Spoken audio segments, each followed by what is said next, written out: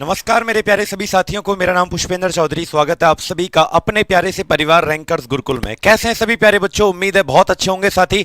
आज की इस बेहतरीन क्लास की शुरुआत करता हूं मेरे भाई में। और आज हमारा जो टॉपिक होने वाला है, पहले तो आप सभी को बहुत बहुत ढेरों शुभकामनाएं, बधाई हो कि हमारा आज पहला सोमवार है सावन का। ठीक है, तो सभी लोग व्रत रखे हुए कि नहीं रखे हुए, पूजा करते हो कि नहीं करते आप लोग? ठीक है, तो सबसे पहली बात तो कर्म ही पूजा है, और अगर आपकी आस्था है तो बहुत अच्छी बात है, पूजा पाठ करें लेकिन साथ में पढ़ाई भी करते रहें। साथ ही आज की हम क्लास को शुरुआत करने जा रहे हैं रेडियो एक्टिविटी, रेडियो धर्मिता। तो भाई इस वजह से मैं भी थोड़ा सा लेट हो गया था, मंदिर गया हुआ था। ठीक है, माफ कीजिएगा। तो करते हैं आज की इस क्लास को स्टार्ट मेरे प्यारे भाई। आज का टॉपिक रेडियो एक्टिविटी, रेडियो धर्मिता होने वाला है। साथ ही इस तरीके के क्वेश्चंस आपके रेलवे और एसएससी के एग्जाम में यहां बनते हैं कि आपको जो भी सवाल दिखेगा एग्जाम के अंदर वो अपनी इस क्लास से ही आएगा। ये तो तय है कि जितने भी सवाल आपके, चाहे 20 से 25 नंबर का विज्ञान आए, चाहे 10 से 15 नंबर का आए या 6 नंबर का आए, सारे के सारे क्वेश्चंस आपके इसी क्लास से आने वाले हैं। यानी कि जो हमारी सीरीज चल रही है लगातार, सुबह 10 बजे 51 दिन 51 मैराथन। तो चलिए मेरे भाई आज की क्लास को शुरुआत करते हैं। सभी लोग सेशन को लाइक शेयर करेंगे। आज के 30 महत्वपूर्ण सवाल मेरे प्यारे बच्चों, 51 दिन के अंदर मैं आपको पर डे 30 सवाल करवाने वाला हूं। यानी कि लगभग 1530 क्वेश्चन आपके कंप्लीट होने वाले हैं। कितने? लगभग 1530 प्रश्न आपके कंप्लीट होने वाले हैं। और ये वो सवाल होंगे 1500 जिनकी पीडीएफ और जो भी पीपीटी है आप निकलवा कर टेलीग्राम पर पीडीएफ अपलोड कर दी जाती है। उसको निकलवा कर आपकी जिम्मेदारी है कि आप इसको पढ़ेंगे प्रिंट आउट निकलवा कर। जिसने भी ये 1530 सवाल पढ़ लिए, समझ जाइएगा विज्ञान का बेड़ा पार उसका होने वाला है। कोई भी सवाल इसके बाहर आने वाला नहीं है। तो मेरे प्यारे भाई करते हैं आज की इस क्लास को स्टार्ट। और आज के इस टॉपिक की 30 महत्वपूर्ण सवालों की शुरुआत में करने जा रहा हूं। 30 महत्वपूर्ण सवाल, जिसमें से क्वेश्चन नंबर 1 बस कुछ सेकंड के अंदर आपकी स्क्रीन पर आने वाला है। सभी को गुड मॉर्निंग। चलें क्या? करें क्या स्टार्ट? तैयार हो आप लोग? शेयर करो पहले सेशन को हर जगह मेरे भाई क्लास को पहुंचा दीजिए, जहां तक भी आप लोग शेयर कर सकते हैं। तभी क्वेश्चन नंबर 1 आपकी स्क्रीन पर आएगा। और लाइक जरूर करें वीडियो को। तो क्वेश्चन नंबर 1, 13वां दिन है आज हमारा प्यारे बच्चों। तो पहला सवाल आपकी स्क्रीन पर है, कमेंट करके बताइएगा क्वेश्चन नंबर 1 का राइट आंसर क्या होने वाला है। सभी लोग बताएंगे क्वेश्चन नंबर 1 का राइट आंसर क्या होने वाला है, सभी लोग बताएंगे। पहला सवाल, चैप्टर का नाम भी हमारा क्या था? Radio activity. और हमारे क्वेश्चन का पहला जो हमारा क्वेश्चन है वो है, who is the father of radio activity. मतलब जो टॉपिक आज हम पढ़ रहे हैं इसका फादर यानी कि जनक किसे कहा जाता है? कमेंट बॉक्स में जल्दी से आंसर दो बेटा। 1500 क्वेश्चन हो जाएंगे इस सीरीज के अंदर। रेलवे का एक सवाल बाहर नहीं आने वाला, ये तुम्हारे बड़े भाई का वादा है। आज 25 नंबर की अगर साइंस है, 20 नंबर की अगर साइंस है, यहीं से छपेगी। इतना मैं कह के जा रहा हूं आपसे। बताइए क्वेश्चन का आंसर क्या आएगा? बहुत बेहतरीन मेरे भाई। तो आंसर आएगा, रेडियो धर्मिता का जनक किसे कहते हैं? बच्चों हिंदी इंग्लिश में नाम वही रहेगा, एंटी हेनरी बैकुरल। क्या नाम रहेगा? एंटी हेनरी बैकुरल इनका नाम है। मेरे भाई रेडियो एक्टिविटी आखिरकार होता क्या है? सबसे पहले अगर मैं पूछूं कि रेडियो धर्मिता क्या होता है, तो बच्चों रेडियो एक्टिविटी का अर्थ है कि जब कोई एलिमेंट, देखो ध्यान से सुनिएगा, जब कोई तत्व, देखो लिखा हुआ है रेडियो एक्टिविटी की अगर मैं आपको परिभाषा बताऊं ना क्या होती है, देखो बेटा ये लिखा हुआ है कि रेडियो धर्मिता एक ऐसी प्रक्रिया है जिसमें कुछ तत्व खुद को अदृश्य किरणों के रूप में तोड़ लेते हैं। मतलब ये जो भाई साहब है ना, जिनका नाम है एंटी हेनरी बैकुरल, इन्होंने बोला कि यह एक ऐसी प्रक्रिया होती है रेडियो एक्टिविटी जिसके अंदर इस प्रकृति के कुछ तत्व खुद को अल्फा, बीटा और गामा की किरणों में खत्म कर लेते हैं। ऐसी प्रक्रिया को रेडियो धर्मिता कहते हैं। ठीक है बेटा, कितनी किरणें निकलती हैं बोलो? कमेंट बॉक्स में सब बच्चे लिखेंगे कौन कौन सी किरणें निकलती हैं जब भी रेडियो एक्टिविटी होती है। जब भी रेडियो धर्मिता होता है तो कौन कौन सी किरणें निकलती हैं बेटा? कमेंट में लिखो 3, अल्फा, बीटा और गामा। ठीक है, किससे निकलती हैं? एलिमेंट से, तत्व से निकलती हैं। कितने एलिमेंट हैं बेटा? जो हमारी आवर्त सारणी में 83 से लेकर 118 तक, हमारी जो पीरियोडिक टेबल है ना आवर्त सारणी, उसमें टोटल एलिमेंट 118 हैं। तो 83 से लेकर 118 तक, 83 से लेकर 118 तक सबके सब रेडियो एक्टिव है, मतलब रेडियो धर्मी है, उनमें से अल्फा बीटा गामा की किरणें निकलती हैं। सबको यह बात याद रखना है। और इसके जो फादर हैं बच्चों, वो पहला क्वेश्चन था एंटी हेनरी बैकुरल। सभी लोग शेयर करेंगे। पहले क्वेश्चन का राइट आंसर क्या है? Anti Henry Becquerel. इन्होंने बेटा इस चैप्टर की डिस्कवरी 1896 में की। कब की? रेडियो एक्टिविटी की खोज, रेडियो धर्मिता की खोज एंटी हेनरी बैकुरल ने 1896 में की बेटा। ठीक है सर, कोई बेटा लिख रहा है। अच्छा, तुम लोग पढ़ने पे ध्यान लगा लो बदमाशो। 1896 में की। और पता है बेटा 1896 में सबसे पहले जो अल्फा बीटा गामा के रूप में गायब होता है, उस एलिमेंट का नाम क्या है? भाई सबसे पहला रेडियो धर्मी तत्व का नाम बताओ। कई बार ऐसे पूछा जाता है कि सबसे पहले किसकी खोज की इन्होंने? यूरेनियम। बेटा याद रखना, इन्होंने यूरेनियम का खोज किया। बेटा यूरेनियम क्या होता है? यूरेनियम पहला रेडियो धर्मी तत्व है, फर्स्ट रेडियो एक्टिव एलिमेंट, जो अल्फा बीटा गामा की खोज में गायब होता है।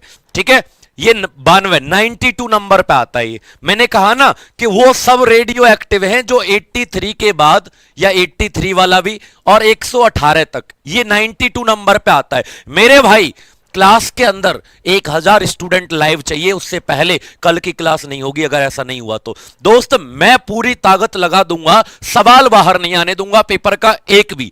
इसलिए आपकी जिम्मेदारी बनती है कि आप लोग सेशन को ज्यादा से ज्यादा क्या करेंगे? लाइक शेयर करेंगे। ये वही महाराज हैं, कौन, क्या नाम है इनका? Anti Henry Becquerel. ध्यान से देख लो इनकी शकल सूरत को। ठीक है, इन्होंने ही यूरेनियम का खोज सबसे पहले किया था बेटा।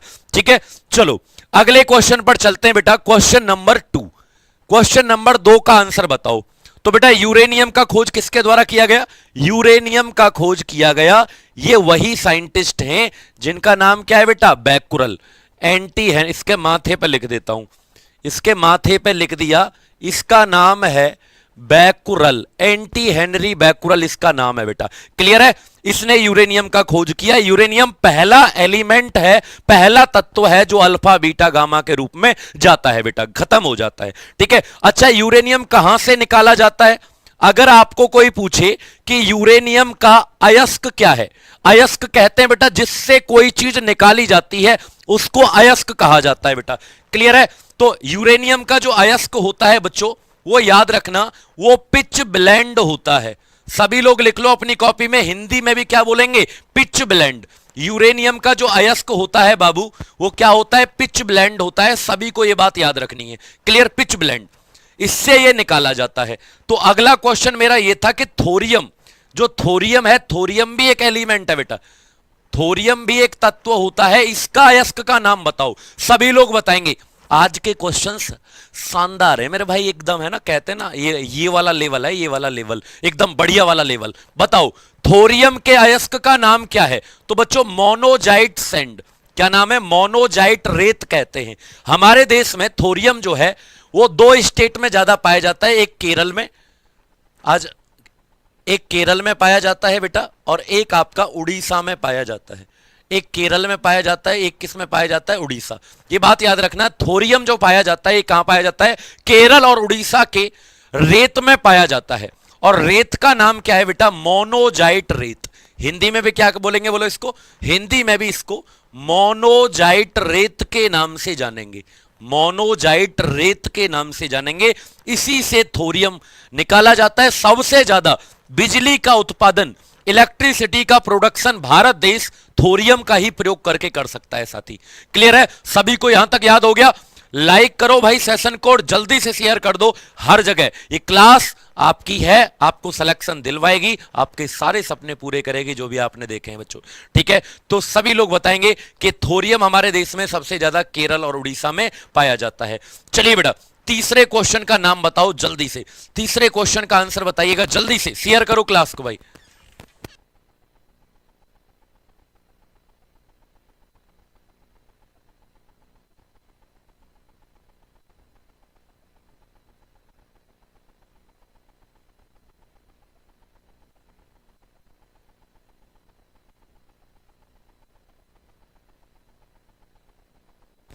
बताइएगा तीसरे क्वेश्चन का राइट आंसर बताओ क्या आएगा। मैडम क्यूरी ने किसकी खोज की, कमेंट करके बताइए बेटा। मैडम क्यूरी नाम है इनका, बड़ी प्यारी दिखती हैं तुम्हारी मैडम से तो कई गुना सुंदर हैं, देख लो। हाय हाय, रदरफोर्ड दिल बैठे थे, दिल दे बैठे थे रदरफोर्ड इनके ऊपर, पता है तुमको। बोले कि आत्महत्या कर लूंगा, शादी करवा दो इससे मेरी। रदरफोर्ड इसके ऊपर ये बोले, देखना, दिल दे बैठे थे, बोले कि इससे शादी करवा दो नहीं तो जान ले लूंगा मैं अपनी, है ना। चलो आगे, अब सुनो ध्यान से। क्या बच्चों, क्या मैडम क्यूरी के द्वारा क्या नहीं दिया गया। मैडम क्यूरी ने आज तक 3 चीज दी।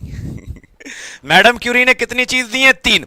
और पता है, एकमात्र ऐसी वैज्ञानिक, महिला वैज्ञानिक जिनको 2 नोबेल पुरस्कार से सम्मानित किया गया वो मैडम क्यूरी हैं। इनको फिजिक्स का भी नोबेल पुरस्कार मिला और केमिस्ट्री का भी नोबेल पुरस्कार मिला। मात्र यही ऐसी वैज्ञानिक है जिनको 2 नोबेल पुरस्कार मिले बेटा, ठीक है, मात्र यही। इन्होंने 3 चीज दी, लेकिन आपको पता है इन्होंने बेरियम का खोज नहीं किया था। ये तीनों चीजें इसी के द्वारा दी गई। मैडम क्यूरी जो हैं, बड़ी क्यूरी हैं ये, क्यूट हैं ये, ठीक है। इनके द्वारा पोलोनियम, रेडियम और क्यूरी तापमान तीनों का खोज इन्हीं के द्वारा किया गया। पोलोनियम एक एलिमेंट है बेटा, ठीक है। पोलोनियम क्या है? एक तत्व है जो अपनी आवर्त सारणी में 84वें नंबर पे आता है। इसका मास कितना होता है? 209। तो बेटा जो एटॉमिक नंबर होता है ना, परमाणु क्रमांक, ठीक है, उसको नीचे लिख लेते हैं और परमाणु भार जो एटॉमिक मास होता है उसको ऊपर लिख लेते हैं। तो ये पोलोनियम 84वें नंबर पे आता है टेबल में, अतः इसका पीरियोडिक एटॉमिक नंबर क्या होगा? 84। मास कितना हो जाएगा? ठीक है, हाँ चलिएगा। अच्छा, रेडियम की खोज भी इन्होंने की। रेडियम जो है वो कौन से नंबर पे आता है बेटा? ये आपका 88वें नंबर पे आता है और 226 इसका क्या होता है? मास होता है। ये याद रखना, रेडियम भी पीरियोडिक टेबल में आता है, ठीक है। अच्छा, क्यूरी तापमान क्या होता है? अगर मैं आपको समझाऊं प्यारे बच्चों, क्या बता सकते हो कि क्यूरी तापमान किसे कहते हैं? बेटा क्यूरी तापमान सुन लो, कई बार पेपर में आ जाता है, ठीक है। रदरफोर्ड की भी, रदरफोर्ड की क्या थी ये, समझ जाओ तुम लोग। चलो, क्यूरी तापमान क्या होता है? Curie temperature. ये मत सोचना कि मैडम क्यूरी कितनी गर्म थी तो उसको क्यूरी टेम्परेचर कहते हैं, नहीं भाई। क्यूरी तापमान उसे कहा जाता है बेटा कि हमारी जो चुंबक होती है ना, मैग्नेट, चुंबक, वो मेटल को अट्रैक्ट करती है। आपको पता होगा ये बात। चुंबक जो होती है वो धातुओं को खींचती है, लेकिन अगर आपने किसी को क्यूरी टेम्परेचर पर गर्म कर दिया, अगर आपने किसी चीज को क्यूरी तापमान पर गर्म कर दिया, अगर आपने किसी चीज को क्यूरी तापमान पर गर्म कर दिया, क्यूरी टेम्परेचर पर गर्म कर दिया, तो वह अब चुंबक की तरफ, मैग्नेट की तरफ खिंचकर नहीं आएगी। ऐसी धातु जिसको क्यूरी टेम्परेचर मिल जाता है वह चुंबक की तरफ खिंचकर नहीं आती, ठीक है। यानी इस तापमान पर कोई मेटल, कोई धातु अपने चुंबकीय गुण को खो देती है, अपनी मैग्नेटिक प्रॉपर्टी को खो देती है। बच्चों याद रखिएगा, बहुत इंपॉर्टेंट है। क्या क्यूरी टेम्परेचर जो होता है, इस टेम्परेचर पर, इस टेम्परेचर पर कोई मेटल, कोई धातु अपने क्या खो देती है? चुंबकीय गुण, मैग्नेटिक प्रॉपर्टी को खो देती है बेटा। जैसे लोहे का होता है, आयरन का। आयरन का अगर मैं पूछूं कितना होता है क्यूरी टेम्परेचर? 770 degree Celsius. लोहे का कितना होता है? 770। अगर आपने लोहे को 770 डिग्री सेल्सियस पर गर्म कर दिया तो लोहा चुंबक की तरफ खिंचकर नहीं आएगा। इसी चीज को क्यूरी तापमान कहते हैं बेटा, ठीक है। हाँ बिल्कुल, ये बात याद रखना। ये तीनों चीजें मैडम क्यूरी के द्वारा दी गई। ये सुंदर सी दिखने वाली लड़की मैडम क्यूरी है। चलिए चौथे क्वेश्चन का आंसर बताइएगा बेटा, क्या आएगा? सभी बच्चे प्लीज वीडियो को शेयर करो। आज 1000 बच्चे क्लास के अंदर होने चाहिए, ठीक है। आप 40 के हो, जिम जाते हो क्या? हाँ बेटा, अभी मेरी एज 40 साल हो गई है, 41 में एज चल रही है मेरी, 41 साल का हूं मैं, और मैं जिम जाता हूं, इसलिए मैं आपको थोड़ा सा फिट दिखता हूं, ठीक है। चलो बेटा बताओ क्या आएगा क्वेश्चन का आंसर। कौन सी किरणों की भेदन क्षमता, पावर किसकी ज्यादा होती है? अल्फा, बीटा या गामा? कौन सी किरणों की भेदन क्षमता कहते हैं? पावर किसकी ज्यादा होती है? 1000 स्टूडेंट का वादा करो भाई तुम लोग, और प्लीज जो बच्चे देख रहे हैं ऑलरेडी वो क्लास को लाइक जरूर करना और शेयर करना बेटा।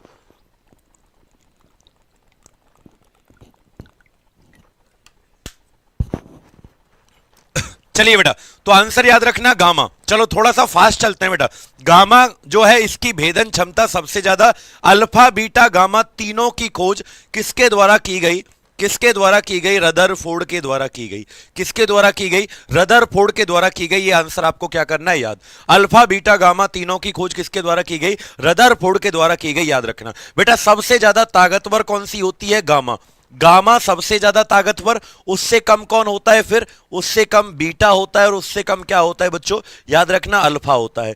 उससे कम क्या होता है? अल्फा। ये तीनों का ऑर्डर याद रखिएगा। सबसे ज्यादा भेदन क्षमता का मतलब है, जैसे मैं कोई मोटी चादर लगा दूं, sir BF of madam Curie, Pierre Curie, लिख लो बेटा। नाम क्या है? हस्बैंड जो थे मैडम क्यूरी के, उनका नाम था पियरे क्यूरी। ये तो सिर्फ आशिक था उसका, इसको कुछ नहीं मिला, ठीक है। रदरफोर्ड को कुछ नहीं मिला। कौन ले गया? मैडम क्यूरी को भगा के। पियरे क्यूरी से शादी हुई थी इनकी, ठीक है।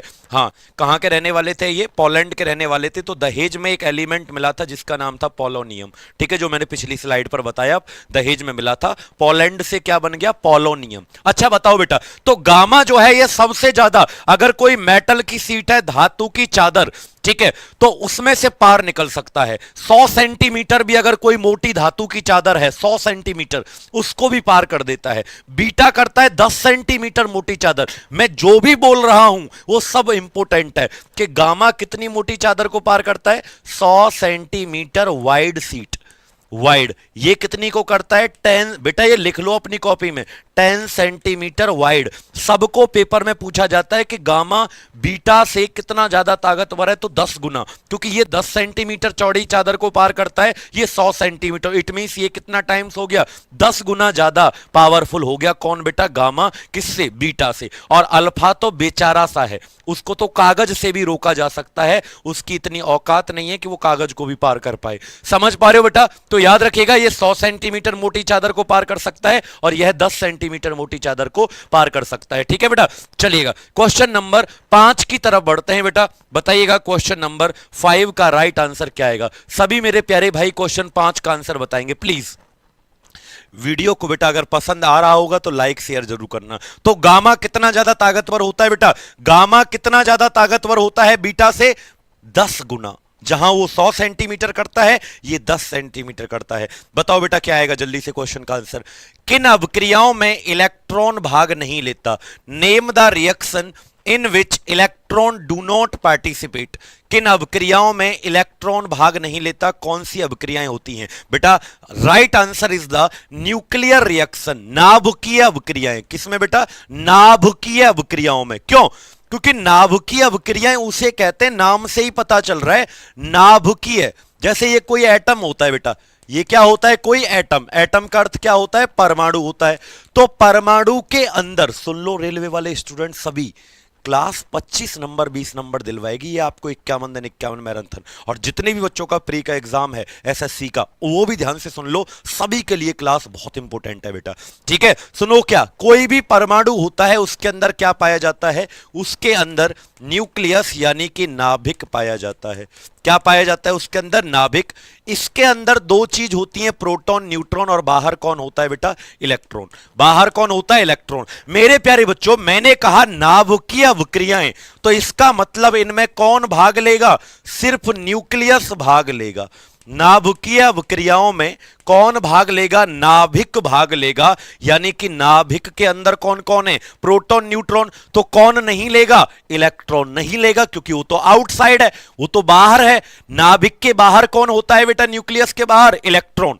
अंदर वाले पार्टिसिपेट करते हैं, उनको न्यूक्लियर रिएक्शन कहते हैं। क्लियर है साथी? तो चलिएगा क्वेश्चन नंबर 6 की तरफ हम चलते हैं। बेटा बताओ क्वेश्चन नंबर 6 का राइट आंसर क्या आएगा सभी बच्चों को। और ये क्वेश्चन स्टार्टिंग में मैंने बताया आपको, शुरुआत में ये सवाल बताया था कि रेडियो धर्मिता किसे कहते हैं भैया? ऐसी चीजें, ऐसे तत्व है जिनमें से अल्फा, बीटा और गामा की किरणें निकले।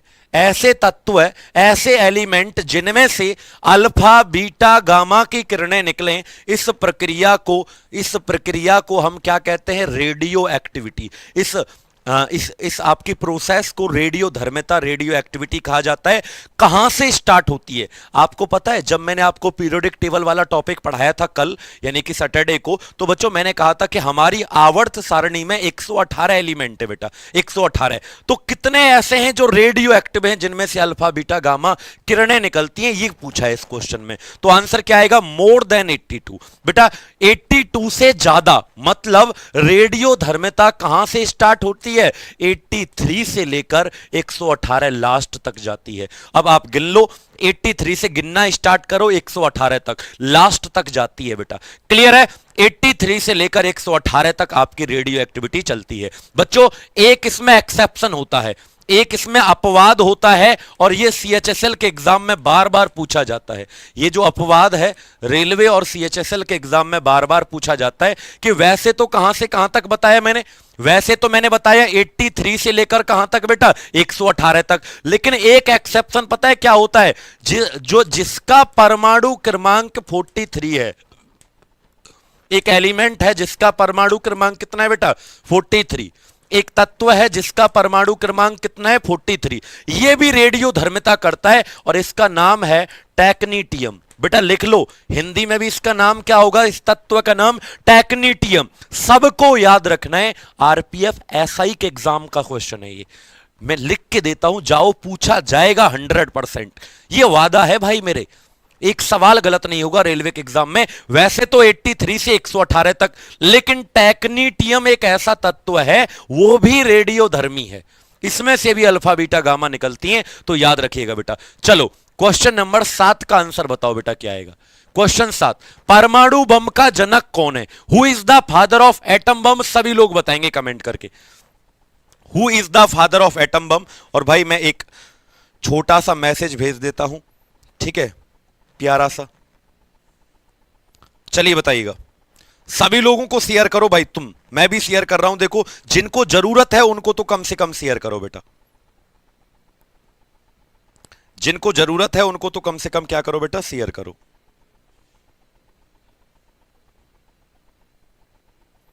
ठीक है, जल्दी से शेयर करो।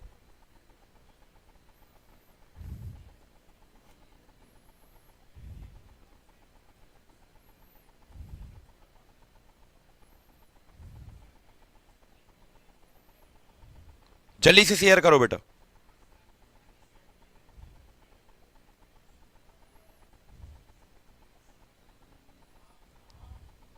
बहुत बढ़िया।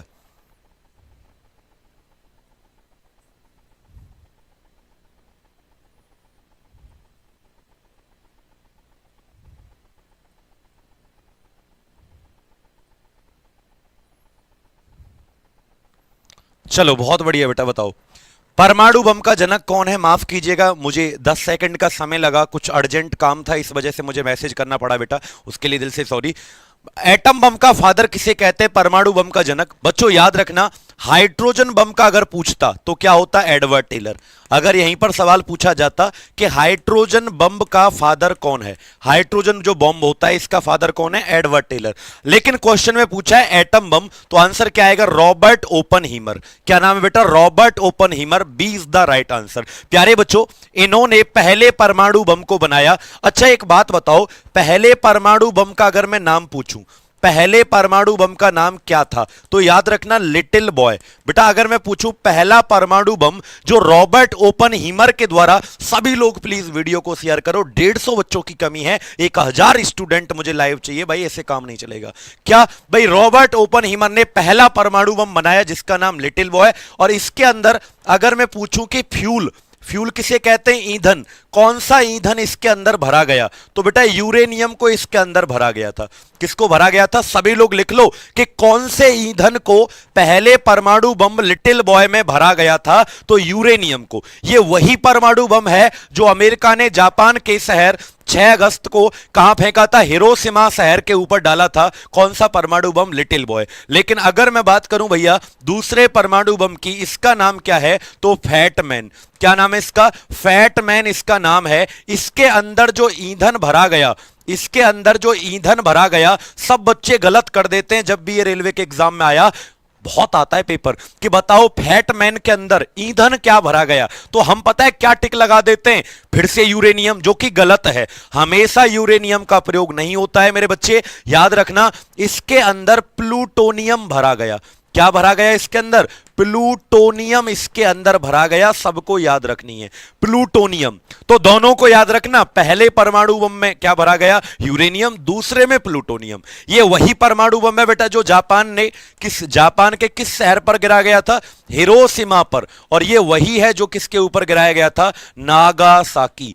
किसके ऊपर गिराया गया था? नागासाकी। दोनों को याद रखिएगा, सवाल बार बार आपके एग्जाम में बेटा बनेगा। प्लीज रिक्वेस्ट करता हूं, बार बार एग्जाम में बनता है, इसलिए दोनों को क्या करना? याद रखना। अगले क्वेश्चन पर चलते हैं। अच्छा, एक सवाल और बनता है बच्चों इनसे, पता है क्या है वो क्वेश्चन? ठीक है, अगले सवाल का आप जवाब दीजिएगा कि नेक्स्ट क्वेश्चन का आंसर क्या आएगा। देखो, अगर मैं पूछूं कि परमाणु बम, जिसे हम एटम बम कहते हैं इंग्लिश में, जिसका जनक कौन है बेटा? रॉबर्ट ओपनहीमर। ये सवाल कई बार आएंगे, दो सवाल लिख लो कॉपी में। क्या? दो सवाल बेटा। क्या? कि परमाणु बम किस सिद्धांत पर कार्य करता है? Work on which principle? आप बता सकते हो मुझे कमेंट करके कि परमाणु बम जो होता है ये किस सिद्धांत पर कार्य करता है। क्योंकि नाभिकीय अभिक्रियाएं, न्यूक्लियर रिएक्शन दो प्रकार की होती हैं, एक फ्यूजन, एक फिजन, एक संलयन, एक विखंडन। तो बच्चों, परमाणु बम काम करता है नाभिकीय विखंडन। आपके पेपर में ना आए तो नाम बदल देना, नाभिकीय विखंडन कई बार पूछा गया है, यानी न्यूक्लियर फिजन के ऊपर काम करता है बेटा। ठीक है, परमाणु बम। लेकिन अगर पूछा जाए कि हाइड्रोजन बम किसके ऊपर काम करता है बेटा? हाइड्रोजन बम किसके ऊपर काम करता है? तो नाभिकीय संलयन, यानी इसे कहते हैं न्यूक्लियर फ्यूजन कहते हैं इसको बेटा। क्या कहते हैं इसको? बोलो, न्यूक्लियर फ्यूजन। वो फिजन था, ये फ्यूजन है। दोनों आपके एग्जाम में बनते हैं और बनते रहेंगे। ठीक है, चलिएगा अगले सवाल पर चलता हूं। क्वेश्चन नंबर ये है रॉबर्ट ओपनहीमर। ठीक है, रॉबर्ट ओपनहीमर कुछ ऐसे दिखते थे, आपको इनका नाम याद रखना है, इनका चेहरा भी याद रखना है। चलिए, क्वेश्चन नंबर 9 का आंसर बताइएगा बेटा, क्या आएगा? कौन से उपकरण का प्रयोग रेडियो धर्मिता को मापने में होता है? यानी रेडियो एक्टिविटी क्या होती है बेटा? जिसमें से अल्फा, बीटा, गामा की किरणें निकलती हैं। तो कौन से उपकरण का प्रयोग किया जाता है रेडियो एक्टिविटी को मापने के लिए? सभी को बताना है बच्चों। मस्त हैं सर, मस्त मस्त मत बोला करो तुम लोग यार। चलिए बताइएगा क्या आएगा आंसर, जल्दी से बताएंगे बेटा। बहुत बढ़िया, बहुत स्पीड से आपके कमेंट आने चाहिए, दिखने भी नहीं चाहिए मुझे।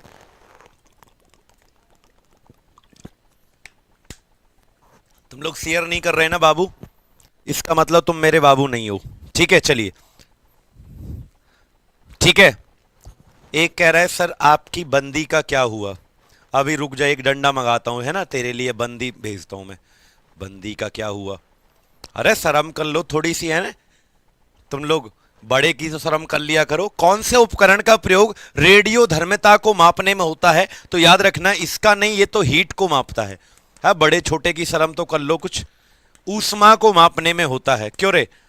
अब सुनो आगे अगला। बैरोमीटर क्या बताता है? प्रेशर को बताता है, दाब को। बंदी को क्या हुआ? तुम्हारा मूड फोड़ दूंगा। ठीक है, बंदी बंदा यहां किया ना तुमने, बंदी और बंदा, मेरी बंदी मेरा बंदा, तुम्हारा। रुक जा, तेरे अभी बताता हूं, रुक जा। जीएम काउंटर, सही जवाब क्या आएगा? GM counter is the right answer. याद रखिएगा, गीगर मूलर काउंटर पूरा नाम क्या होता है? इससे रेडियो एक्टिविटी को मापा जाता है। Geiger Muller counter, Geiger Muller counter, इस यंत्र से रेडियो धर्मिता को मापा जाता है बेटा। इससे क्या मापते हैं? हाइग्रोमीटर से ये आर्द्रता, ह्यूमिडिटी जो होती है उसको मापते हैं। ह्यूमिडिटी जो मौसम में होती है उसको मापते हैं बेटा, किससे? हाइग्रोमीटर। सबके चारों के चार आंसर आपको याद रखने हैं। ठीक है, जल्दी से बता दो, सबके आपको ये याद रखने। चारों से चार क्वेश्चन बनते हैं, चारों ही मेरे प्यारे बच्चों को याद रखने हैं। चलें क्या अगले क्वेश्चन पर? चलो अगले सवाल पर चलते हैं। नेक्स्ट क्वेश्चन बहुत ही प्यारा सवाल है, आप लोग जल्दी से कमेंट करके बताइएगा बेटा 10वें क्वेश्चन का राइट आंसर क्या आएगा। साथ ही बहुत प्यारा क्वेश्चन है। ठीक है, जल्दी से बताओ क्या आएगा आंसर। कहता है किस बर्तन में रेडियोधर्मी तत्व को संरक्षित रखते हैं, संरक्षित रखते हैं। बेटा देखो, मतलब जैसे आपको पता है कि भाई रेडियोधर्मी तत्व क्या होते हैं, कि इनमें से क्या निकलती है बेटा, अल्फा, बीटा और गामा। भाई रेडियोधर्मी तत्व उनको कहते हैं जिनमें से क्या निकलता है, अल्फा, बीटा और गामा की किरणें निकलती हैं, उनको क्या कहते हैं, रेडियोधर्मी तत्व है। तो एक बात बताओ बेटा कि इनको किस बर्तन में रखा जाता है, संरक्षित ना निकले। बताओ बेटा संरक्षित किस बर्तन में रखा जाता है, आज एक बात बताइए बेटा। चली से कमेंट का आपकी कितनी जुगाड़ है, कहां पर जुगाड़ चलानी है तुमको, है जुगाड़, जल्दी से बता दो। अल्फा, बीटा, गामा निकलती है इनमें से, तो इनको कहां रखा जाता है, ग्लास, कांच के बर्तन। ग्लास का अर्थ क्या है, कांच के बर्तन में रखा जाता है, ये बात आपको याद रखना है। किसके बर्तन में रखा जाता है, कांच। भाई प्लीज वीडियो को जल्दी से शेयर कर दो। 150 बच्चों की अभी हमारी क्लास के अंदर कमी है, तो कितने बच्चे होने चाहिए भाई, 150 बच्चे और अपनी क्लास के अंदर अभी लाइव होने चाहिए। जल्दी से शेयर करेंगे बेटा। अगला सवाल आ जाए ना, तब तक आप लोग कितने स्टूडेंट होने चाहिए, 1000 स्टूडेंट। कांच के बर्तन में रखा जाता है बच्चों, चलेगा। 11वें क्वेश्चन का आंसर बताओ बेटा क्या आएगा। हाइड्रोजन का कौन सा समस्थानिक रेडियोधर्मी है। आपको पता है बाबू, एक बात बताऊं तुमको, सच बता रहा हूं, चलो रुक जाओ तुम्हें बता ही दूं। हाइड्रोजन के 3 समस्थानिक होते हैं। हाइड्रोजन के समस्थानिक कितने होते हैं, 3। सबसे पहले मेरा बच्चा, हाँ, समस्थानिक किसे कहते हैं, जिनका समान क्या होता है, सेम परमाणु क्रमांक, समान परमाणु क्रमांक, एटॉमिक नंबर। बेटा एटॉमिक नंबर क्या होता है, जिनका सेम, एटॉमिक नंबर क्या होता है, सेम।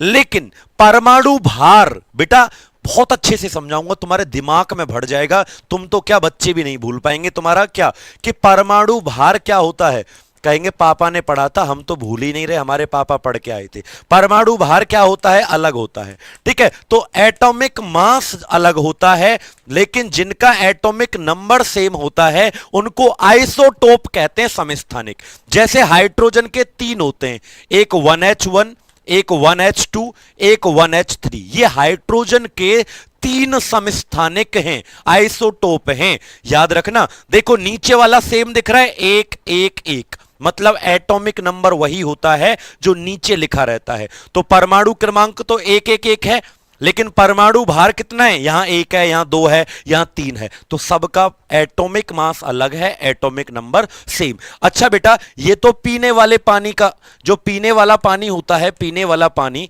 उसका फॉर्मूला क्या होता है, H2O। तो उसमें कौन सा आइसोटोप प्रयोग होता है, ये वाला, पहले वाला, इसका नाम है प्रोटियम। पहले वाले का क्या नाम है बेटा, प्रोटियम। दूसरे वाले का नाम है ड्यूटेरियम। दूसरे वाले का क्या नाम है, ड्यूटेरियम, ठीक है। हां, इसका प्रयोग कहां होता है, भारी जल, जो भारी जल होता है ना, खारा पानी, भारी जल, भारी जल जिसे पीने योग्य नहीं कहते, D2O फॉर्मूला होता है। भारी जल का फॉर्मूला क्या होता है, D2O, उसमें इसका प्रयोग होता है। लेकिन कोनो आदमी नहीं प्रयोग कर सकता, पानी में तीसरे वाले का प्रयोग नहीं करते, क्योंकि ये रेडियो एक्टिव है। इसका नाम होता है तीसरे वाले का ट्राइटियम। क्या नाम होता है बेटा इसका, ट्राइटियम। बच्चों तीसरे समस्थानिक, ये दिल्ली पुलिस के AWA के एग्जाम में आया, असिस्टेंस वायरलेस ऑपरेटर, और रेलवे की SI परीक्षा में आया, RPF में। बच्चों मैं कह रहा हूं ना कि सवाल बाहर नहीं आ सकता, इतना तो चैलेंज है पेपर को, चाहे कोई भी एग्जाम दे लेना आप लोग, वनडे कोई एग्जाम दे लेना, सवाल बाहर नहीं आएगा। मैं क्या कह रहा हूं, प्लीज वीडियो को लाइक जरूर करना। अगर चैनल सब्सक्राइब नहीं किया तो प्लीज कर लो, ये जो लाल रंग का बटन है ना, इसे दबा दो जल्दी से, ताकि नोटिफिकेशन आधा घंटे पहले। ये क्लास कितने बजे चलती है, हर रोज सुबह 10 बजे ये क्लास चलती है, हर रोज। बस मंगलवार को नहीं होगी, कल को, मंगलवार को नहीं होती बेटा, बस कल को नहीं होगी, बुधवार को फिर होगी बेटा क्लास। मैं कह रहा हूं ना, हर रोज 10 बजे चलेगी ये, मंगलवार को नहीं चलती है, क्योंकि हनुमान बाबा की पूजा की जाती है बेटा, ठीक है। तो ट्राइटियम आपका क्या हो जाएगा, रेडियोधर्मी है बेटा, इसका पानी में प्रयोग नहीं होते। पीने वाले पानी में प्रोटियम का प्रयोग होता है, भारी जल में ड्यूटेरियम का प्रयोग होता है बेटा, ठीक है। चलो अगले सवाल पर चलते हैं। क्वेश्चन नंबर नेक्स्ट का आंसर बताओ बेटा क्या आएगा। क्वेश्चन नंबर 12 का आंसर बताइएगा क्या आएगा मेरे साथी। क्वेश्चन नंबर 12 का आंसर बताओ। एलईडी का डी से क्या संबंध है बच्चों, सभी लोग बताएंगे। एलईडी के संबंध में डी का अर्थ क्या होता है, सभी लोग कमेंट करके बताओ बेटा, जल्दी से बताइए। एलईडी जो होता है इसमें डी का पूरा नाम क्या है? डी का पूरा नाम क्या है? जल्दी से कमेंट करके बताइएगा डी का क्या नाम होता है। मेरे प्यारे साथी पूरी जान लगा दो मेरे भाई, ठीक है। और एक चीज और मैं आज आपको दिखाने वाला हूं, सरप्राइज बढ़िया सा एकदम बेहतरीन वाला। तो एलईडी का फुल फॉर्म होता है बेटा लाइट एमिटिंग डायोड। क्या होता है एलईडी का फुल फॉर्म? लाइट, इंग्लिश में ही याद रखना फुल फॉर्म। कहीं सोचो गुरुजी हिंदी में लिखो, बेटा पूरा नाम तो इंग्लिश में ही आता है एग्जाम में। लाइट एमिटिंग डायोड, यानी डी का मतलब है डायोड। तो आंसर क्या आएगा आपका? B is the right answer, ठीक है। हाँ, B is the right answer, B आपका बिल्कुल सही जवाब हो जाएगा। प्लीज वीडियो को जल्दी से याद कर लो। आइसोटोन कहते हैं बेटा जिसके न्यूट्रॉन की संख्या सेम होती है, ठीक है। चलें अगले सवाल पर। क्वेश्चन नंबर नेक्स्ट आपकी स्क्रीन पर आने वाला है, तो बताइएगा क्वेश्चन नंबर नेक्स्ट का सही जवाब क्या आएगा, ठीक है। चलो क्वेश्चन नंबर 13 बताइए बेटा, क्वेश्चन नंबर 13 का आंसर बताइए क्या आएगा। भारत ने अपने पहले परमाणु बम का परीक्षण कब किया? आपको पता है कि हाँ, जैसे अमेरिका ने सेकेंड वर्ल्ड वॉर, दूसरे विश्व युद्ध में जापान के 2 शहरों पे एटम बम डाला था बेटा, ठीक है। एक मैंने बताया हिरोशिमा पे, एक नागासाकी पे। एक का नाम था लिटिल बॉय, एक का नाम था फैट मैन, ठीक है बेटा। अच्छा एक बात बताओ, हमारे भारत देश ने भी 2 परीक्षण किए बेटा, इंडिया ने 2 परीक्षण किए। तो पहला परीक्षण कब किया गया आपको यह बताना है, उसका नाम क्या था? देखो बेटा मैं आपको एक चीज बताता हूं आज यहां से, क्या ध्यान से सुनिएगा। भारत देश जो हमारा है इसने 2 परीक्षण सबसे पहले तो किए कहां पर? तो बेटा राजस्थान के अंदर किए गए। हम राजस्थान में एक जिला है जिसका नाम, अच्छा कौन कौन राजस्थान से बिलोंग करता है आप में से? जैसलमेर जिसका नाम है जैसलमेर, और वहां पर एक तहसील है, तहसील का नाम है पोखरण। तहसील का नाम क्या है बेटा? पोखरण तहसील का नाम है, पोखरण। तो इसीलिए हमारे देश ने परीक्षण किए कहां पर बेटा? पोखरण एक तहसील है राजस्थान में, एक जिला है जैसलमेर। अच्छा यहां पर 2 परमाणु बम के परीक्षण किए गए।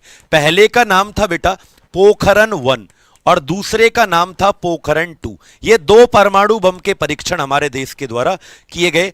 पोखरण 1, हाँ ठीक है, पोखरण 1 और पोखरण 2 याद रखिएगा। ये कब किया गया? पहला वाला किया गया 19 जल्दी से बताओ कब किया गया, जल्दी से कमेंट करके बताओ। 1974, ठीक है 1974 पहला वाला किया गया, ठीक है। 11 मई 1974 और दूसरा वाला किया गया 18 मई 1998। ये 2 परीक्षण किए गए, दोनों का डेट भी याद रखना है आपको, 1998 और 1900 आपका 74। क्लियर? अच्छा यहां पर जो सरकार होती थी वो इंदिरा गांधी सरकार थी बेटा। किसकी सरकार थी? इंदिरा गांधी की सरकार थी, ठीक है, इसीलिए आयरन लेडी कहते हैं इनको। और यहां पर किसकी सरकार होती थी? अटल बिहारी वाजपेयी की।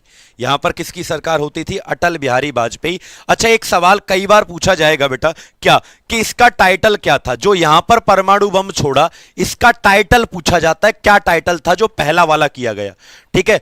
पहला वाला जो किया गया इसका टाइटल क्या था, कई बार बेटा पूछा जाता है, ठीक है। चलो बेटा तो याद रखना क्या होगा, तो स्माइलिंग बुद्धा।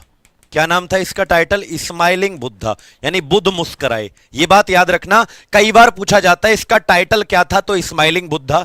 इसका टाइटल क्या था? ऑपरेशन शक्ति। क्या था इसका टाइटल? ऑपरेशन शक्ति। ये दोनों क्वेश्चंस आपको याद, कई बार बेटा दोनों का टाइटल पूछा जाता है कि क्या क्या इनका टाइटल था, तो याद रखना स्माइलिंग बुद्धा और आपका क्या था? ऑपरेशन शक्ति इसका टाइटल था, ठीक है। क्या आपको याद रखेंगे बेटा? जल्दी से कमेंट करके बताओ, क्या आपको यहां तक याद रहेगा बेटा? जल्दी से बता दो बेटा,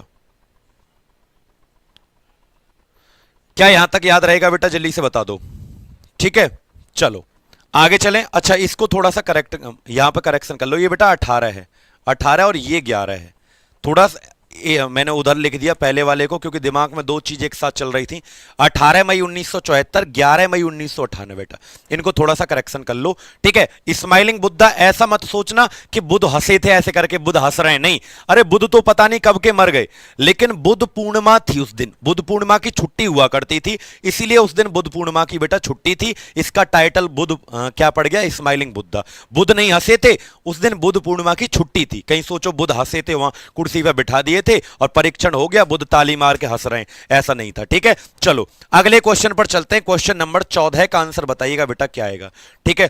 चलो क्वेश्चन नंबर 14 का आंसर बताओ बेटा क्या आएगा, सभी लोग सभी लोग क्वेश्चन नंबर 14 का आंसर बताओ बेटा क्या आएगा। ये क्वेश्चन का ऑर्डर गलत लिखा है। क्वेश्चन 14 का आंसर बताओ बेटा। सभी लोग बताएंगे। क्वेश्चन नंबर 14 कहता है भारत के पहले सफल परमाणु बम परीक्षण का कोड का नाम क्या था। सवाल बहुत प्यारा है बेटा। सभी लोग वीडियो को ज्यादा से ज्यादा शेयर करो। 11 लोगों की कमी है, 1000 लोग पूरे मेरी क्लास के अंदर होने चाहिए। ये रिकॉर्ड रहेगा और हमेशा प्लीज स्कोर बनाए रखना आप लोग। बेटा वीडियो को लाइक जरूर करना अगर आपको क्लास अच्छी लग रही है तो। ठीक है, बताइए क्या आएगा। कोड का नाम क्या था जो पहला न्यूक्लियर टेस्ट हुआ? तो आंसर अभी मैंने बताया था कि स्माइलिंग बुद्धा, लाफिंग बुद्धा नहीं, स्माइलिंग बुद्धा यानी कि बुद्ध मुस्कुराए इसका नाम था। क्या नाम था? बुद्ध मुस्कुराए, स्माइलिंग बुद्धा इसका नाम हुआ करता था। ठीक है बेटा, लेकिन अगर दूसरा पूछ लेता तो ऑपरेशन शक्ति, दूसरा, ये दूसरे वाले का नाम है बेटा। ये किसका नाम है? हमारा दूसरे वाले का नाम है दूसरा परमाणु बम। ठीक है, इसका नाम ऑपरेशन शक्ति, पहले का स्माइलिंग।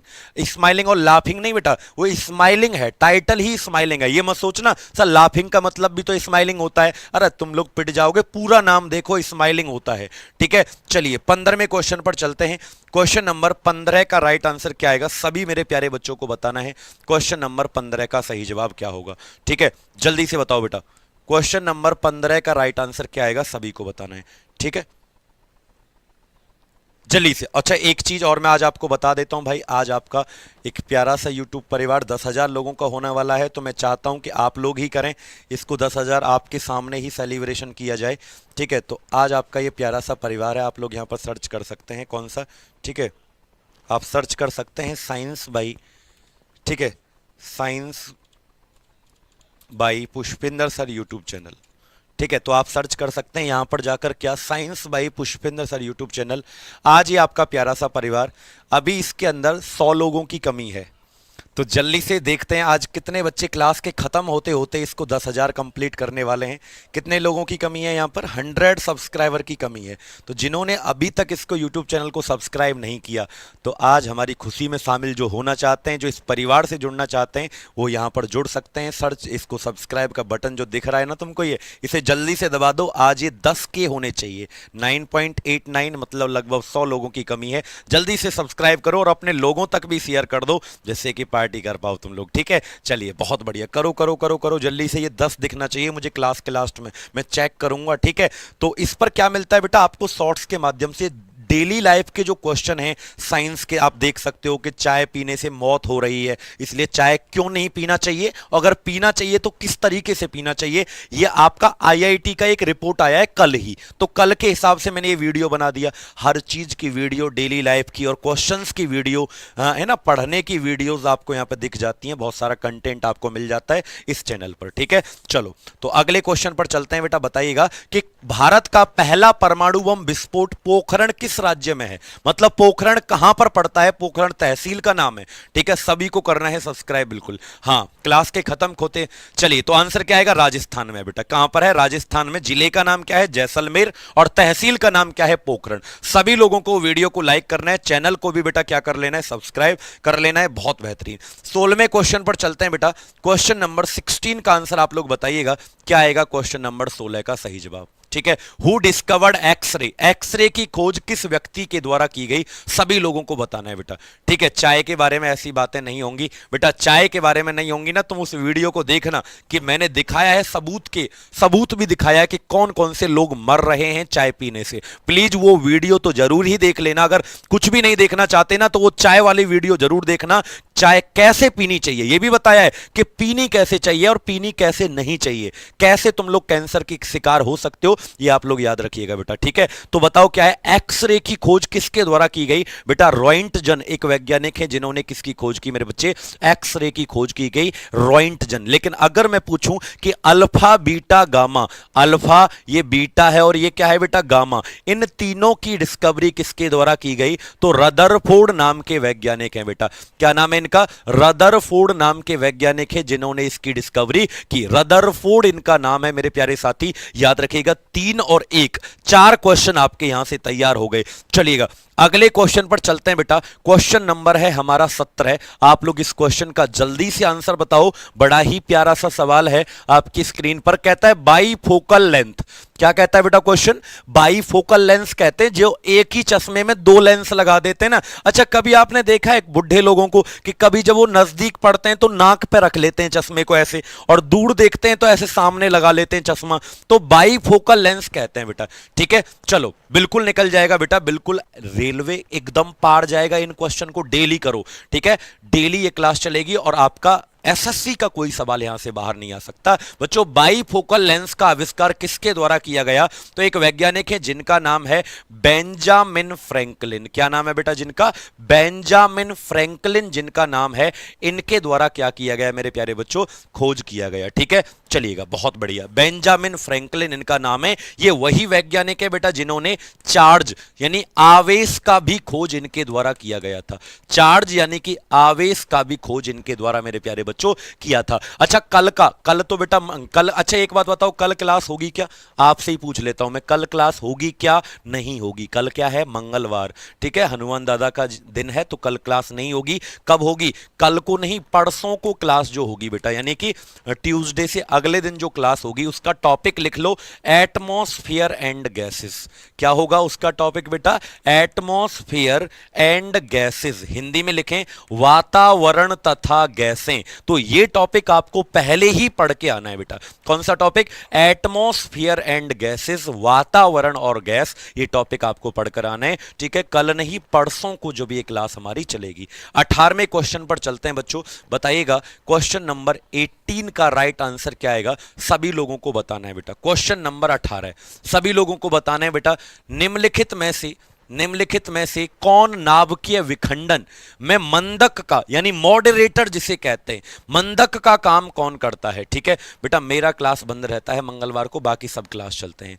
राम मोहन ध्रुव जी, बताओ, which of the following act as a moderator in the nuclear fission? बताइए क्या आएगा इस क्वेश्चन का आंसर? जल्दी से बता दो। क्वेश्चन नंबर हमारा कौन सा है बेटा? 19वां क्वेश्चन है। ठीक है, क्वेश्चन नंबर हमारा कौन सा है? 19वां क्वेश्चन है। बताइएगा क्या आएगा, जल्दी से बताओ क्या आएगा। निम्नलिखित में से कौन सा नाभिकीय विखंडन में मंदक का कार्य करता है? तो बेटा याद रखना, क्या क्या जल्दी से बता दो, भारी जल। क्या आएगा इसका आंसर? भारी जल, जिसे कहते हैं हैवी वाटर, क्या करता है? मंदक का काम करता है। ये बात आपको याद रखना है। जिसका फॉर्मूला क्या होता है बेटा? D2O। ये भी याद रखना है। पीने वाले पानी का फॉर्मूला क्या होता है? H2O, लेकिन भारी जल का फॉर्मूला क्या होता है? D2O। सभी को याद हो जाना चाहिए। भारी जल मंदक का काम करता है। मंदक का अर्थ क्या होता है? कि मंदक का मतलब है किसी की स्पीड को कम कर देना, स्लो कर देना बेटा, किसी की चाल को कम कर देना। और किसकी चाल को कम कर देते हैं? ये न्यूट्रॉन की स्पीड को। किसकी स्पीड को कम कर देते हैं? न्यूट्रॉन की चाल को कम कर देते हैं। न्यूट्रॉन की जो स्पीड होती है उसको क्या कर देते हैं? ये हैवी वाटर या हार्ड वाटर, सॉरी, ये कम कर देते। सर आज बाबू के लिए फास्ट नहीं रखा आपने, बाबू जाए भाड़ में। ठीक है, तुम लोग पढ़ाई पे ध्यान दो बेटा, बाबू तो आता रहेगा जो आएगा। ठीक है, तो हैवी वाटर का प्रयोग बेटा कहाँ होता है? मंदक का काम करता है। ये सभी बच्चों को याद रखना। बाबू बाबू की बातें मत किया करो बेटा, तुम तो मेरे बाबू हो। ठीक है, जल्दी से बताओ। चलें अगले क्वेश्चन पर बेटा। अगला क्वेश्चन है 20वां क्वेश्चन। क्वेश्चन नंबर 20 का आंसर बताइए। परमाणु संलयन प्रक्रिया स्वचालित रूप से होती है न्यूक्लियर फ्यूजन रिएक्शन। कहां पर होती है ये रिएक्शन? है न्यूक्लियर फ्यूजन, नाभिकीय संलयन। मैंने क्या कहा था? संलयन का मतलब होता है जुड़ना, फ्यूजन का अर्थ होता है जुड़ना, और फिजन का अर्थ होता है टूटना। विखंडन का मतलब फिजन टूटना, और फ्यूजन का मतलब संलयन जुड़ना। तो नाभिकीय संलयन इन चारों में से कहां होती है? तो याद रखिएगा सूर्य में। सूरज के ऊपर कौन सी रिएक्शन होती है बेटा? नाभिकीय संलयन। क्यों? क्योंकि सूरज जो होता है दादा, सूरज आपने देखा है, सूरज के ऊपर दो छोटे छोटे हाइड्रोजन जुड़कर के क्या बनाते हैं? हीलियम बनाते हैं। दो छोटे छोटे हाइड्रोजन जुड़कर के क्या बनाते हैं? हीलियम बनाते हैं। और बहुत ज्यादा क्या निकलती है बच्चों? यहां से हीट निकलती है, बहुत ज्यादा ऊष्मा निकलती है। इसे नाभिकीय संलयन कहते हैं, फ्यूजन कहते हैं इसको। लेकिन मैंने कहा था कि हाइड्रोजन बॉम्ब भी इसका उदाहरण है। ठीक है, फ्यूजन का ही उदाहरण है हाइड्रोजन बॉम्ब। फ्यूजन नाभिकीय संलयन का ही उदाहरण है हाइड्रोजन बॉम्ब भी। ये भी आपको क्या करना है? याद। 21वें सवाल पर चलते हैं बेटा। क्वेश्चन नंबर 21 का राइट आंसर बताइएगा। क्या आएगा क्वेश्चन नंबर 21 का? ठीक है, बताओ जल्दी से।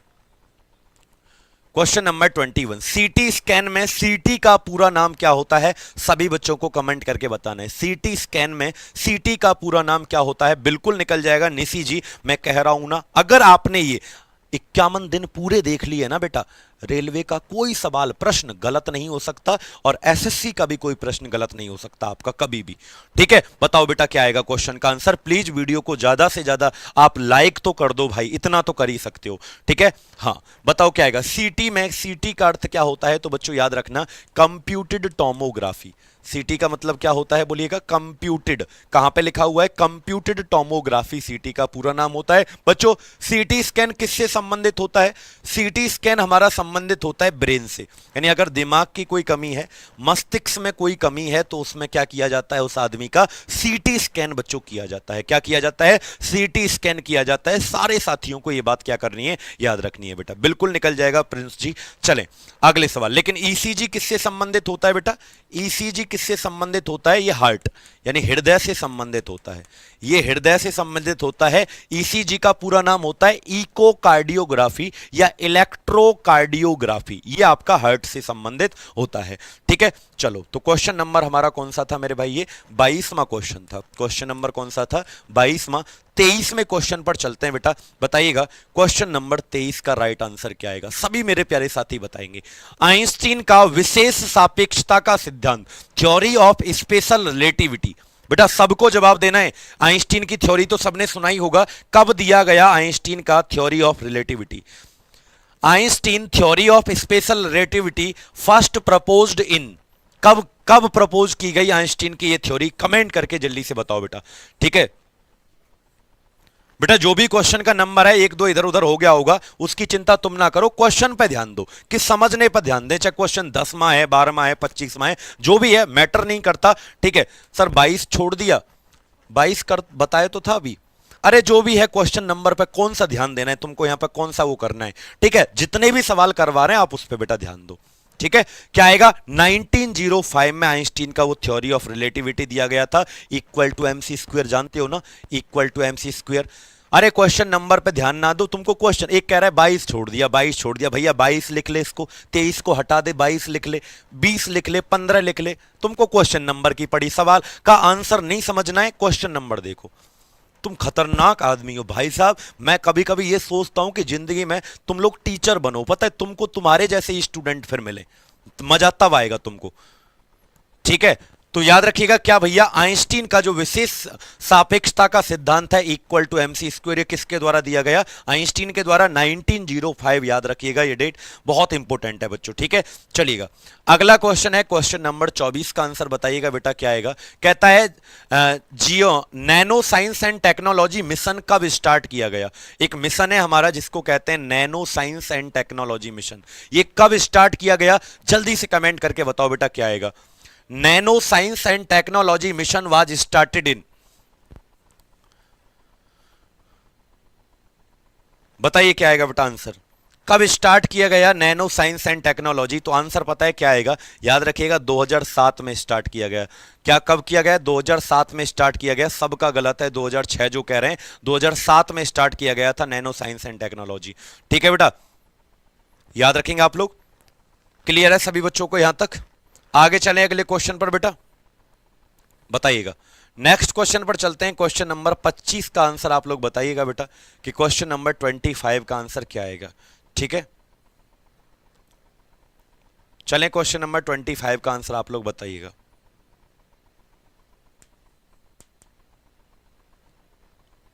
हाँ ये रहा, क्योंकि डबल क्वेश्चन लिखा हुआ था। सूरज की रोशनी को विद्युत ऊर्जा में परिवर्तन करने के लिए सौर ऊर्जा का प्रयोग करते हैं। सूरज की रोशनी जो होती है बच्चों, उसको विद्युत में परिवर्तन करने के लिए किसका प्रयोग किया जाता है, solar energy use to convert sunlight into electrical energy. किस चीज का प्रयोग करते हैं बताइए बच्चों, जल्दी जल्दी से कमेंट करके बता दो बेटा। बबलू जी जल्दी से बताइए बेटा क्या आएगा क्वेश्चन का आंसर। 25वें क्वेश्चन का सही जवाब बताएंगे सभी लोग, क्या आएगा। सोलर एनर्जी, सूरज की रोशनी को विद्युत ऊर्जा में परिवर्तित करने के लिए सौर ऊर्जा का प्रयोग करते हैं। बताइए क्वेश्चन का आंसर क्या आएगा? तो आंसर क्या आएगा? Photovoltaic cell. फोटोवोल्टिक सेल क्या करती हैं? जो छत के ऊपर सोलर सेल लगी रहती है ना तुम्हारी, जो सिलिकॉन की ज्यादा बनाई जाती है। याद रखना किसका प्रयोग किया जाता है इनको बनाने के लिए? सिलिकॉन का। ये भी याद रखना किसका प्रयोग किया जाता है बेटा इनको बनाने के लिए? सिलिकॉन का प्रयोग किया जाता है। ठीक है, सिलिकॉन का प्रयोग किया जाता है। ये सभी मेरे साथियों को याद रखना है। और ये क्या करती हैं? सनलाइट को लेती हैं और तुम्हें क्या देती हैं? बिजली देती हैं, यानी इलेक्ट्रिकल एनर्जी में बदल देती हैं। बच्चों 25 क्वेश्चन हमारे कंप्लीट हो गए। अब आपका 26 क्वेश्चन आपका एचडब्ल्यू रहेगा। 26वां सवाल आपका एचडब्ल्यू रहने वाला है। जो भी आपके क्वेश्चन हुए 26, ठीक है, 26वां सवाल आपका होमवर्क रहने वाला है। आपको बताना है माइक्रोवेव का खोज किसके द्वारा किया गया। और ऐसे ही 27 क्वेश्चन भी आपका क्या होने वाला है? एचडब्ल्यू रहने वाला है। कहता है किस प्रकार की किरणें वायुमंडल में प्रवेश नहीं कर पाती हैं? ये दोनों क्वेश्चंस। और सुनो, बुधवार का टॉपिक याद रखिएगा। बुधवार का टॉपिक क्या है हमारा? एटमॉस्फेयर एंड गैसेस, वातावरण और गैस। मेरे प्यारे बच्चों वीडियो को जाते जाते लाइक जरूर कीजिएगा। और मैं आपको बता दूं कि अगर आपको कंप्लीट बैच, ये मैराथन अगर आपने नहीं देखी है तो आप लोग 11 घंटे की कंप्लीट फिजिक्स की मैराथन जरूर देखना, बहुत इंपॉर्टेंट है। और पर्सनल डाउट के लिए आप मुझे इस इंस्टाग्राम पर मैसेज कर सकते हो। ये हमारा कंप्लीट कॉम्बो बैच है आपका, जो कि चला हुआ है मेरे भाई किसके लिए? प्री के लिए। ठीक है, आपका प्री प्लस मेंस बैच जो है हमारा 2699 रुपए इसकी वैलिडिटी होती है। आप लोग इस बैच को मेरे प्यारे बच्चों ले सकते हैं, जहां पर रीजनिंग आपको Vikramjeet sir, Aditya Ranjan sir, math Prashant sir आपको इंग्लिश और कंप्लीट जीएस भी आपको पढ़ाई जाती है। मेरे प्यारे भाई हमारा एक बैच और आया हुआ है हमारा यहां पर, और उस बैच का नाम है, आप लोग एक बार देख सकते हैं, ठीक है, कि अभी को हमारा नया बैच स्टार्ट हुआ है। और इस बैच का नाम है मेरे भाई यहां पर कॉम्बो आपका स्पेशल बैच मेंस के लिए। जो बच्चे सीजीएल मेंस की तैयारी करना चाहते हैं भाई, सीजीएल मेंस की तैयारी करना चाहते हैं, उनके लिए हमारा कंप्लीट मेंस का बैच लॉन्च हो चुका है, जिसमें रीजनिंग, मैथ, साइंस, आपका जीएस, पूरा इंग्लिश, सभी सब्जेक्ट आपको यहां पर 2699 रुपए। और इसकी क्लासेस 30 जुलाई से आपकी स्टार्ट हो जाएंगी। ठीक है, तो जिन बच्चों को लग रहा है कि उनका प्री कंप्लीट हो ही जाएगा और पता चल जाता है खुद ही, वो मेंस का बैच जरूर लें बच्चों। 30 जुलाई से इसमें पहली क्लास स्टार्ट हो जाएगी। फिर भी कोई डाउट है तो आप दिए गए कॉन्टैक्ट पर नंबर पर मैसेज या कॉल करके पूछ सकते हो। तो ये हमारा कंप्लीट है बेटा, ठीक है। हाँ, तो सभी लोग ध्यान रखिएगा बेटा अपना। मिलता हूं मैं आपसे परसों को, और शाम को RG state exam YouTube channel पर हमारी डेली 8 बजे क्लास चलती है, आज भी होगी। सभी लोगों को आना है। थैंक यू सो मच, अपना ध्यान रखिएगा। हैप्पी सावन, मजे कीजिएगा, पढ़ाई कीजिएगा। Thank you so much.